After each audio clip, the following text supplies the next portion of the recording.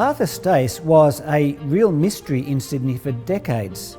He was the man who wrote the word eternity on footpaths and street corners all over Sydney.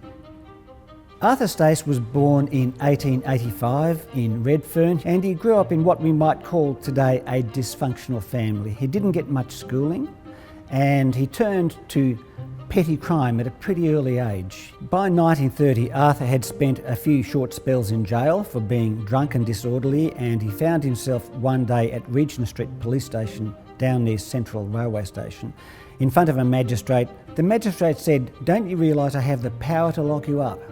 And what Arthur wanted was power to be free of the booze. But as he left Regent Street Police Station that day, he bumped into a group of men walking down Broadway in the direction of St Barnabas Church of England. He said to them, "Where are you going?" They said, "We're going to St Barnabas Church for a cup of tea and something to eat."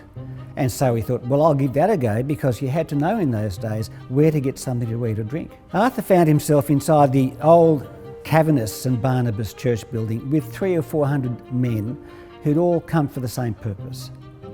Arthur said about that night, "I went to get tea and rock cakes and I met the Rock of Ages." And after that, he said his life began to change very quickly. Arthur was inspired to write Eternity in November 1932. They had a visiting evangelist, a speaker, one of the best known speakers in Australia at the time, John Ridley. He spoke that night about eternity, and one of the lines that he said was, "I wish I could shout eternity through the streets of Sydney so that everybody could hear it." Arthur went outside with this ringing in his head, and he found in his pocket a piece of chalk, and he knelt down and chalked eternity on the footpath. And he said, "It just came out in beautiful copper plate writing. I couldn't write like that, but it did." After he writes eternity for the first time, he realises that this is what he wants to do right across Sydney. And so he makes it his personal mission to write eternity wherever he can. He liked to do it when people weren't watching. And so over decades, people would see this eternity and they would wonder, who is this mystery person? They didn't know his name, and so he became known as Mr. Eternity. Arthur managed to keep his secret from 1932 until the early 1950s, so at least 20 years. And one night he was out with Lyle Thompson, who was the minister at the Baptist Church in Darlinghurst. And they were chatting, and Lyle turned around, and when he looked back, there was eternity on the footpath.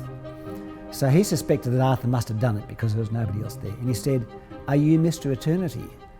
And Arthur said, "Guilty, Your Honour," which is probably what he said to the magistrate many times.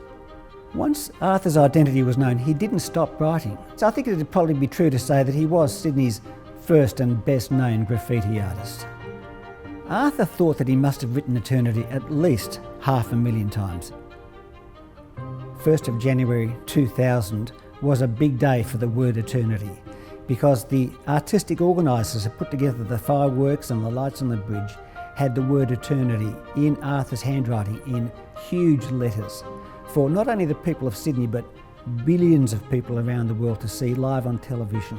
Has Arthur really gained what he was talking about, eternity? Well, in the minds and hearts of many people, I think he has. Arthur is now a part of Sydney's history, and he's not going away. He's part of what makes Sydney what it is.